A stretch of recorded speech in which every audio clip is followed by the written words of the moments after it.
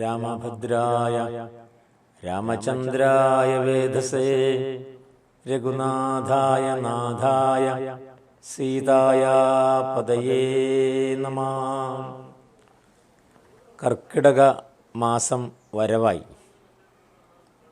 17-ാം തീയതി വെള്ളിയാഴ്ച കർക്കിടക മാസം ആരംഭിക്കുന്നു.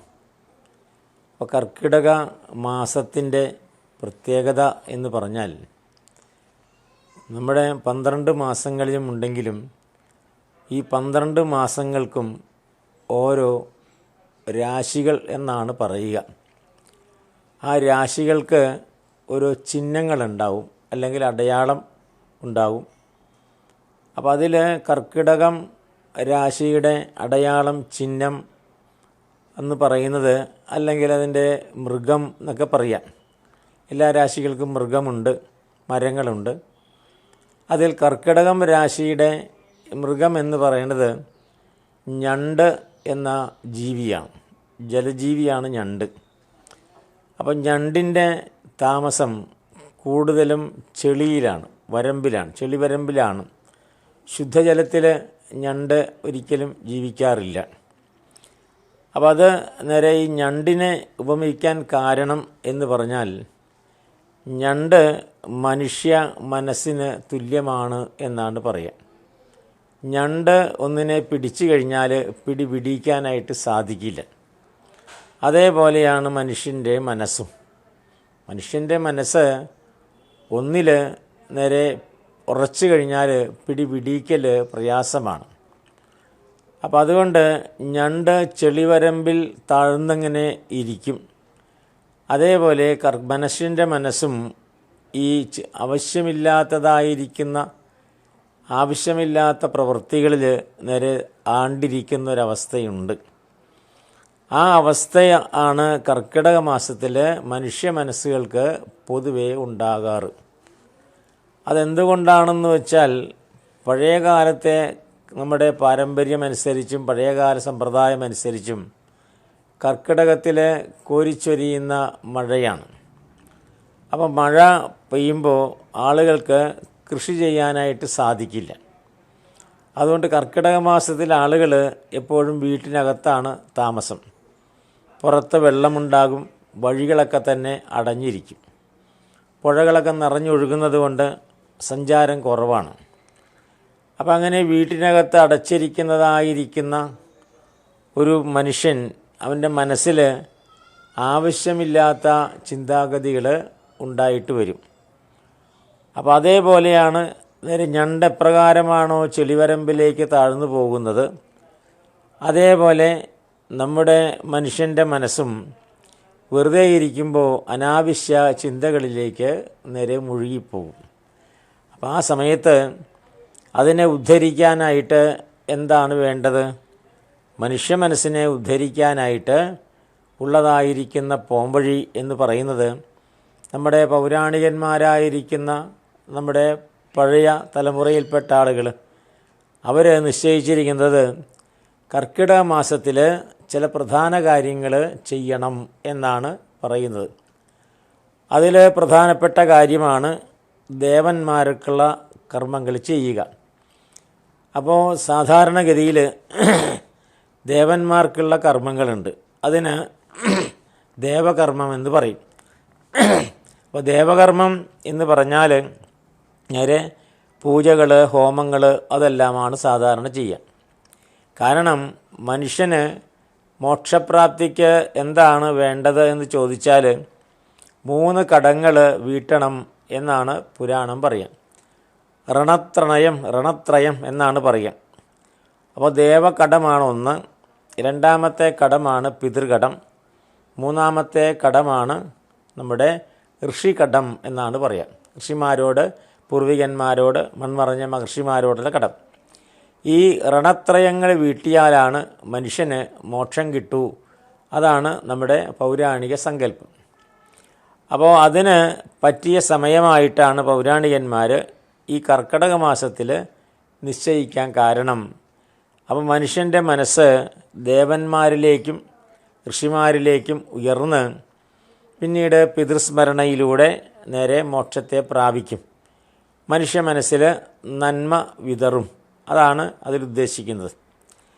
അപ്പം അതുകൊണ്ടാണ് കർക്കിടക മാസത്തിൽ നേരെ എല്ലാവരും പൊതുവെ ക്ഷേത്രങ്ങളിലുമെല്ലാം ഉള്ള കാര്യം എന്താണ്, ഗണപതി ഹോമം എന്നൊരു ചടങ്ങ് നടത്താറുണ്ട്. അത് ഇതറിഞ്ഞുകൊണ്ടായാലും ഇല്ലെങ്കിലും ഇപ്പോൾ ഗണപതി ഹോമവും ഭഗവതി സേവയും എന്ന് പറയും. രണ്ടും ദേവകർമ്മമാണ്. ഒന്ന് ഗണേശനെ പൂജിക്കുക, മറ്റത് പ്രകൃതീശ്വരിയായിരിക്കുന്ന അമ്മയെ പൂജിക്കുക. അപ്പോൾ ഗണപതി ഹോമം ഭഗവതി സേവ രണ്ടും നടത്തി കഴിഞ്ഞാൽ ദേവകർമ്മങ്ങൾ നമുക്ക് പൂർത്തിയാക്കാൻ സാധിക്കും. രണ്ടാമത്തെ കർമ്മമാണ് നേരെ പിതൃകർമ്മങ്ങളാണ് വീട്ടേണ്ടത്. പിതൃകടം വീട്ടണം. അതിനാണ് കർക്കിടക മാസത്തിൽ കറുത്ത വാവാണ് പൊതുവിൽ ആളുകൾ കണ്ടെത്തിയിരിക്കുന്നത്. ഇപ്പോൾ കേരളത്തിൽ പൊതുവെ കർക്കിടക മാസത്തിലെ കറുത്ത വാവാണ്. അപൂർവം ചില സ്ഥലങ്ങളിൽ നേരെ തിരുവനന്തപുരത്ത് ശംഖുമുഖം ഭാഗത്തൊക്കെ തന്നെ മറ്റ് മകരത്തിലെ വാവുകൾ അങ്ങനെയൊക്കെ നേരെ നടത്താറുണ്ട്. പക്ഷേ കർക്കിടക മാസത്തിലെ കർത്തവാവാണ് പിതൃകർമ്മങ്ങൾക്ക് നമ്മൾ വിധിച്ചിരിക്കുന്ന മാസം. അപ്പം അന്ന് പുണ്യസ്ഥലങ്ങളിൽ പുണ്യതീർത്ഥങ്ങളിൽ പോയിട്ട് പിതൃതർപ്പണാദികൾ ആലുവ, അതേപോലെ തിരുവല്ലം, അതേപോലെയുള്ളതായിരിക്കുന്ന വിശിഷ്ടങ്ങളായ തിരുനാവായ അവിടെ പോയിട്ട് കുളിച്ച് ശുദ്ധമായിട്ട് പിതൃക്കൾക്ക് ബലിതർപ്പണാദികൾ നടത്തും. അപ്പോൾ പിതൃകടം നമുക്ക് കർക്കിടക മാസത്തിൽ വീട്ടാൻ അവസരമുണ്ട് എന്നാണ്. മൂന്നാമതായിട്ടുള്ള കടമാണ് ഋഷികടം എന്ന് പറയും. അപ്പോൾ ഋഷികടം എന്ന് പറഞ്ഞാൽ എന്താണ്?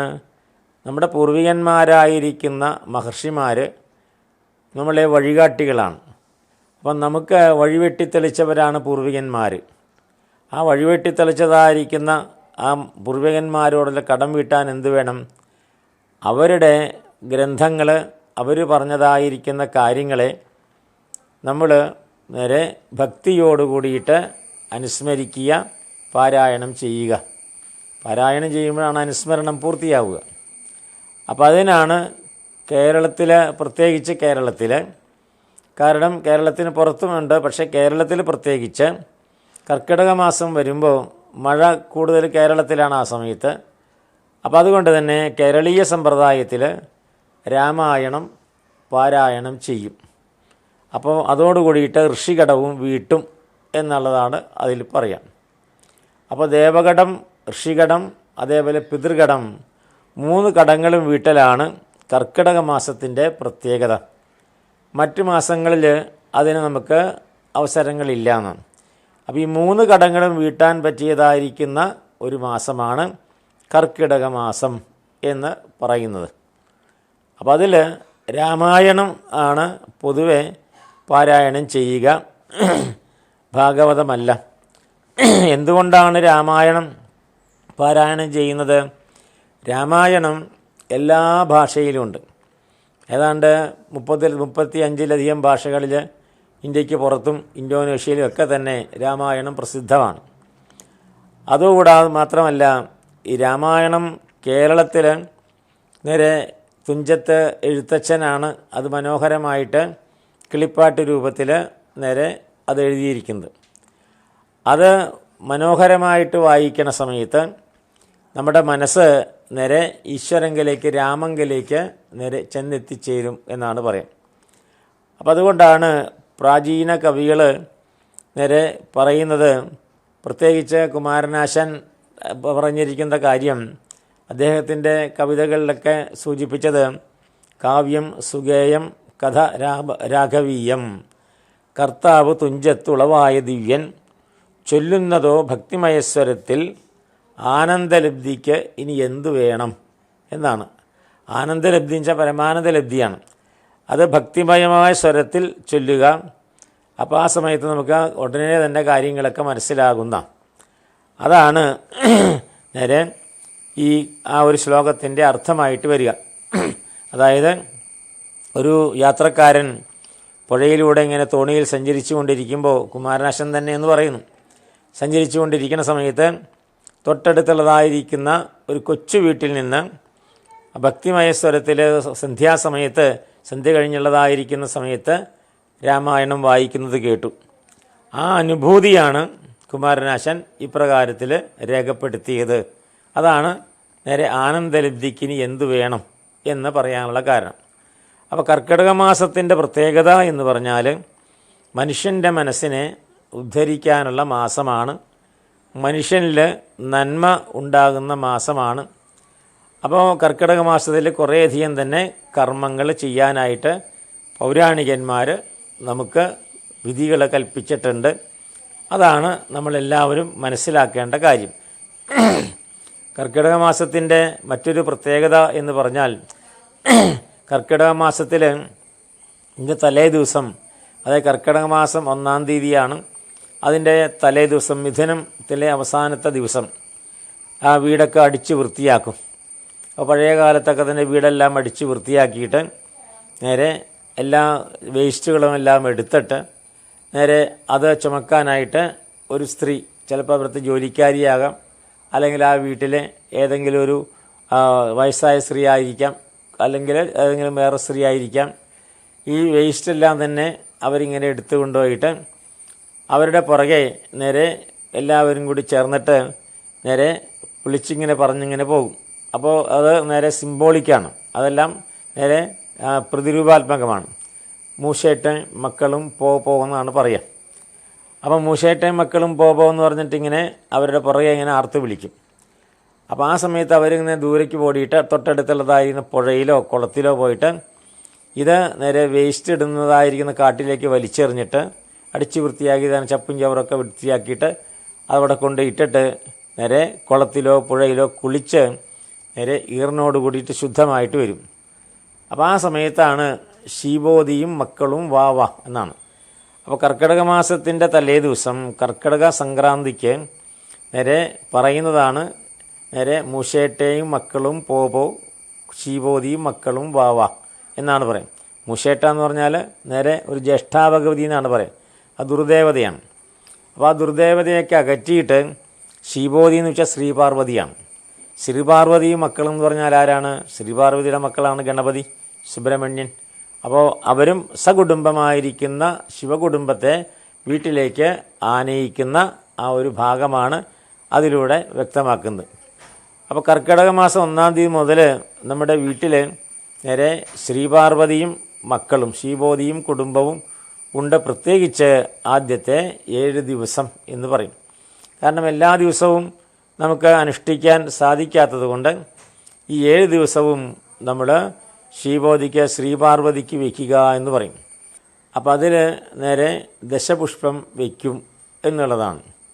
മുക്കൂറ്റി, അതേപോലെ തന്നെ വിഷ്ണു സംക്രാന്തി, അപ്പോൾ അങ്ങനെയുള്ളതായിരിക്കുന്ന 10 പുഷ്പങ്ങളുണ്ട് അതിൽ. കറുക, ഇതെല്ലാം അതിൽ പെടുന്നതാണ്. അപ്പോൾ ഓരോ പുഷ്പത്തിനും ഓരോ ദേവതയുണ്ട്, അതിൻ്റെ ഫലങ്ങളൊക്കെ ഉണ്ട്. അപ്പോൾ അപ്രകാരം ദശപുഷ്പങ്ങൾ വെച്ച് നേരെ കിണ്ടിയും വെള്ളവും അതേപോലെ വിളക്കും എല്ലാം വെച്ച് കർക്കിടക മാസത്തിൽ ശ്രീപാർവതിയെയും മക്കളെയും നമ്മൾ വരവേൽക്കുന്നു. അത് വെച്ച് കഴിഞ്ഞാൽ ശ്രീപാർവതിയും മക്കളും നമ്മുടെ വീട്ടിൽ താമസിക്കും എന്നുള്ളതാണ്. അതുകൊണ്ട് ആദ്യത്തെ 7 ദിവസം നിർബന്ധമായിട്ട് നേരെ ശ്രീബോധിക്ക് വയ്ക്കുക എന്നാണ് പഴയ നാടൻ ഭാഷയിൽ പറയാം.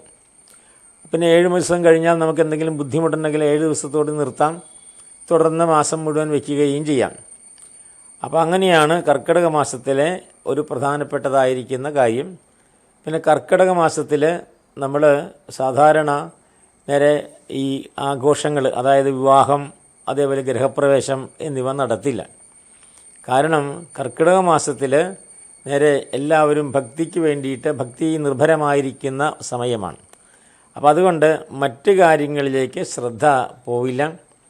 അതേപോലെ ആഹാരത്തിലും മിതത്വം പാലിക്കണമെന്നാണ്.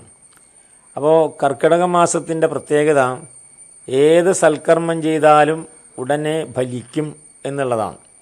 അതുകൊണ്ടാണ് ഔഷധ സേവ കർക്കിടക മാസത്തിലാണ്. ഔഷധക്കഞ്ഞി നേരെ സാധാരണഗതിയിൽ നേരെ കഴിക്കും. അതല്ലെങ്കിൽ നേരെ എന്തെങ്കിലും ചികിത്സാ സമ്പ്രദായങ്ങൾ, കഷായാദികൾ, അതേപോലെ ലേപനങ്ങൾ ഒക്കെ തന്നെ, കുഴമ്പ് ഒക്കെ തന്നെ പുരട്ടി കർക്കിടക മാസം ശരീരത്തെ പുഷ്ടിപ്പെടുത്തുക. അപ്പോൾ ശരീരത്തെ പുഷ്ടിപ്പെടുത്താനായിട്ട് ബാഹ്യമായിരിക്കുന്ന ഔഷധങ്ങളും മനസ്സിനെ പുഷ്ടിപ്പെടുത്താനായിട്ട് രാമായണ പാരായണവും ഈ ശ്രീബോധിക്ക് വയ്ക്കലും.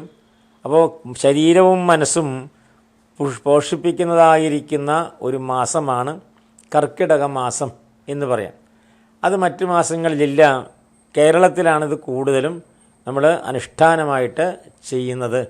അതാണ് കർക്കിടക മാസത്തിൻ്റെ ഏറ്റവും വലിയ പ്രത്യേകത. പിന്നെ മറ്റൊന്ന് കർക്കിടക മാസത്തിൻ്റേതായിരിക്കുന്ന പ്രത്യേകത എന്ന് പറഞ്ഞാൽ, കർക്കിടകം കഴിഞ്ഞാൽ വരുന്നത് പൊന്നിൻ ചിങ്ങമാസം എന്നാണ് പറയും. അപ്പോൾ പൊന്നിൻ ചിങ്ങമാസത്തെ എതിരേൽക്കാൻ വേണ്ടി നമ്മുടെ മനസ്സും ശരീരവും സജ്ജമാക്കി തീർക്കണം. ഗ്രഹത്തിൽ ശ്രീപാർവതിയും മക്കളും കളിയാടണം എന്നുള്ളതാണ്. കാരണം പുതിയ വർഷമാണ് ഈ ചിങ്ങമാസം, പൊന്നിൻ ചിങ്ങമാസം. അപ്പോൾ പുതുവർഷത്തിലേക്ക് വരുന്ന സമയത്ത് നേരെ ഈ തരത്തിലുള്ളതായിരിക്കുന്ന ഒരു നമ്മൾ അണിഞ്ഞൊരുങ്ങലാണ് കർക്കിടക മാസം. അപ്പോൾ വർഷത്തിൻ്റെ അവസാനമാണ് കർക്കിടകം. പുതുവർഷത്തിലേക്ക് പ്രവേശിക്കുമ്പോൾ ശുദ്ധമായിരിക്കുന്ന മനസ്സും അതേപോലെ ആരോഗ്യപരമായിരിക്കുന്ന ശരീരവും അതേപോലെ നമ്മുടെ ഗ്രഹവും ശുദ്ധമായ ഗ്രഹവും നമ്മൾ തയ്യാറെടുക്കും. പിന്നീട് നമ്മൾ പൊന്നിൻ ചിങ്ങമാസവും തിരുവോണവുമെല്ലാം ആഘോഷിക്കും. അതാണ് കർക്കിടക മാസത്തിൻ്റെ പ്രത്യേകതയായിട്ട് പ്രാചീനകാലം മുതൽ നമ്മുടെ പൂർവികന്മാർ കൽപ്പിച്ചിരിക്കുന്നത്.